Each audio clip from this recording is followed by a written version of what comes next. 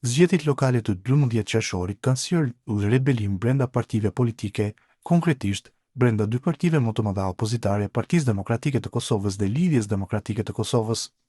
Para zgjedhjeve, rebelimi ka ndodhur në PDK, ndërsa pas tyre në LDK, Ramiz Latrovci, kryetari i Drenasit, për 4 vitet e kaluara dhe tashmë i votuar për një mandat tjetër, ka dalë kundër partisë së tij, duke mos e përfillur vendimin e PDK-s për të mos e kandiduar përsëri dhe ka garantuar si i pavarur për të fituar dhe për të lënë pas kundërshtarin nga partia e tij Petrit Hajdarin. Pas numërimit të 100% të votave, Ramiz Latrovci fitoi 52.31% të votave, ndërsa Petrit Hajdari PDK-s doli lyedje me 37.31% të votave. Pas fitores, Latrovci deklaroi se misioni i tij tani është ta përkrahë PDK në balotazh, por siç duket kjo nuk po i përshtatet partisë. Kryetari i PDK-s Memli Krasniqi tha se gjërat nuk kanë qenë të lehta, por pas rezultateve ja ka uruar fitoren Latrovcit.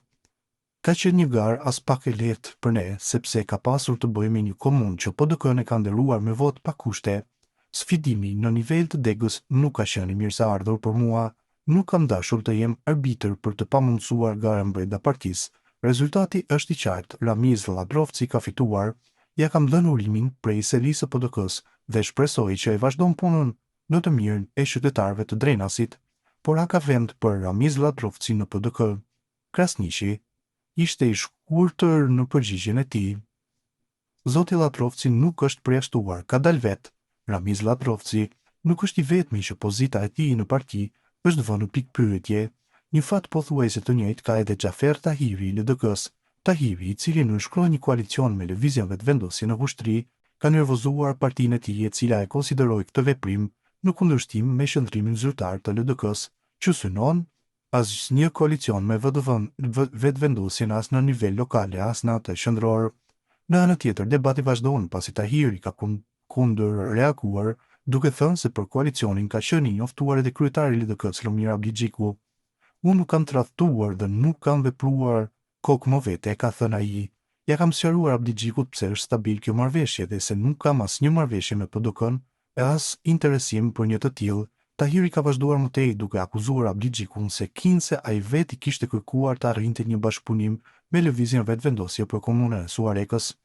Më ka thënë, a mundesh me fol për një qytet tjetër, konkretisht për Suarekën? I kam thënë se nuk e di nëse mundem, por do të njoftoj. Në atë moment kam takuar Kurtin në orën 7 të mbrëmjes së të shtunës, jo për vushtrinë, sepse aty isha marrëvesh me degën. Kurtit i kam thënë se unë jam LDK dhe nuk jam asnjëherë vetëvendosje, por kam interesim t'ia kthej një të mirë vetëvendosjes për kushtet në vijim. Kam kërkuar zotimin e tij personal që këto 4 marrëveshje të realizohen. Pastaj, ja kam thënë për kërkesën për ndihmë në Suarek dhe ai më ka thënë se parimisht kemi një vendim që nuk i këmbejmë kokë më kokë, por do të diskutoj me degën për këtë takim. E kam lajmëruar Abdigjikun dhe Ardian Shalën në telefon, kjo është marrëveshja dhe vazhdoni diskutimet me degën atje, ka thënë Tahiri. Rreth rebelimit të Latrovcit e Tahirit dhe fatit të tyre kam folur për bota sot, analistët politik.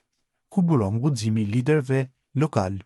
Analisti politik Afrim Kasalli thotë se guximi i këtyre liderëve lokal mbase është shprehje drejt për drejt edhe e mungesës së leadershipit. E para duket të çeket se rebelime të tilla kanë ndodhur vetëm në Partinë Demokratike të Kosovës dhe Lidhjen Demokratike të Kosovës. Guximi i këtyre liderëve lokal mbase është shprehje drejt për drejt edhe e mungesës së leadershipit në nivel qendror, që po i shoqëron si PDK-n ashtu edhe LDK-n, ndonse në rastin e kësaj të fundit u ngjallën dyshime se veprimet e Xhafer Tahirit në vushtri kanë pasur miratim të heshtur nga kryetari Lumir Abdigjiku, por që i njëjti ka kërkuar që një aleancë e tillë të mbetet sekrete për shkak të frikës mbi kostot politike që mund të ketë. Realisht, çkarje të tilla nuk kemi pasur rastin t'i shohim në kuadër të lëvizjes vetëvendosje, ku çdo lëvizje partijake i nështrohet disiplinës qendrore në krye me Albin Kurtin, deklaron Kasolli. Fati i kryengritësve sipas Kasollit varet nga shumë faktorë. Ai thotë se përçarje të tilla para si të ndikonin në koalicione eventuale stabile qendrore, në fakt në këtë fazë i japin një përparësi solide lëvizjes vetëvendosje. Sidoqoftë, fati i këtyre kryengritësve do të varet nga shumë faktorë të tjerë. Nëse dominon kalkulimi se humbja mund të jetë më e madhe si për partinë ashtu edhe për drejtuesit e saj, nuk përjashtohet mundësia që të riafrohen përsëri palët antagoniste. Prandaj edhe kryetari PDK-s Memri Krasniqi ka filluar ta ndjek një strategji shfaqësimi se Ramiz Ladrovci nuk e ka përjashtuar askush, por ai është larguar me vullnet të vet, pra që bara e përgjegjësisë më shumë të bie mbi kryetarin e Drenasit.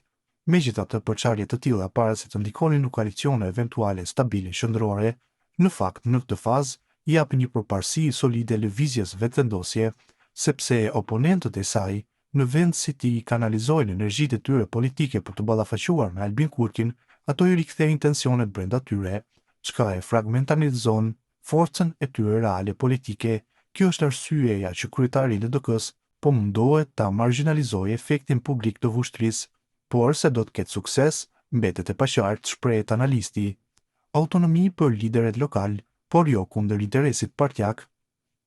Ndërsa analisti Nexhat Haziri rastet nuk i konsideron të ngjashme, por ai thotë se ka qenë e mundur shit blerja deputetëve individualisht jashtë vijës partjake për të votuar qeverinë Kurti 3. Mosshikja e votës për interesa personale kundër partisë sipas Hazirit është lajm i mirë.